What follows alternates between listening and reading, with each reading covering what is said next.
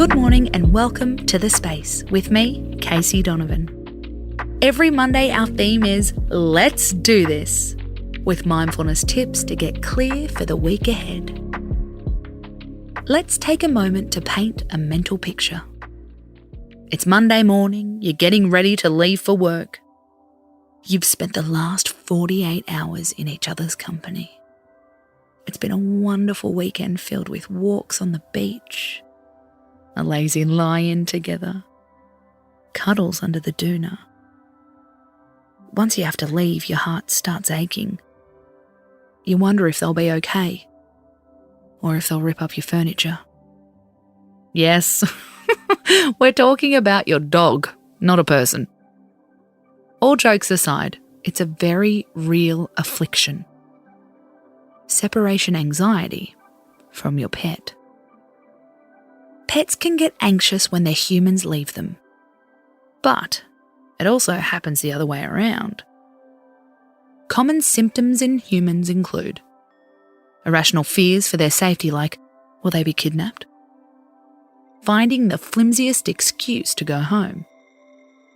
Taking sick days for pet time. Avoiding social activities because you don't want to leave them. Difficulty maintaining focus at work because you're thinking about your pet. Even physical symptoms like headaches or nausea. So, what can you do to help yourself? Tip 1.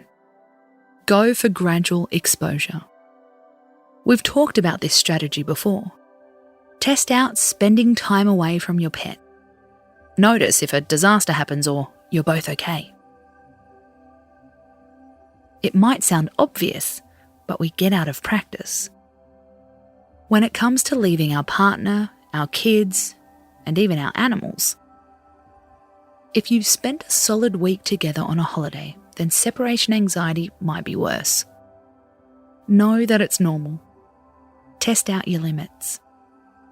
Distract yourself with activities. Combat your anxiety with as much laughter as possible. Tip 2. Don't think about them pointlessly. It sounds heartless, but it's true. When your pet pops in your head, stop and ask yourself, is there a practical reason I need to be thinking about them? The answer could be yes, something like, I need to remember to buy dog food. But if it's no, then let your mind move on. According to author Mike George, self-created attachment is when you think about someone when there's no reason to. It's a hard thing to get our heads around. Aren't we meant to think about people when we love them? But there's a difference between a quick happy thought and the kind of repetitive thinking which stops us from being productive. Tip 3. Pay attention to the motivation behind your attachment. How does being with your pet feel? Do you like the attention you get in public? Does going out with your dog make you feel more confident? Do they give you a reason to talk to people? Do they make you feel more special? Test out ways you can feel like that anyway. Strike up a conversation with a stranger when you're not holding a lead. Walk with a spring in your step even when there's no one beside you. Realize that you're always worthy of a compliment. Every relationship is better with choice. Sure, you love spending time with your four-legged friend. Wouldn't it be better to feel worthy with or without them? I'm Casey Donovan and you've been listening to The Space.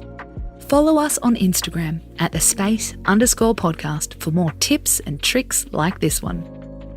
We're back tonight with another mood-soothing episode, all about breathing. What's the breathing waltz and how can it help you snooze? Until then, space out.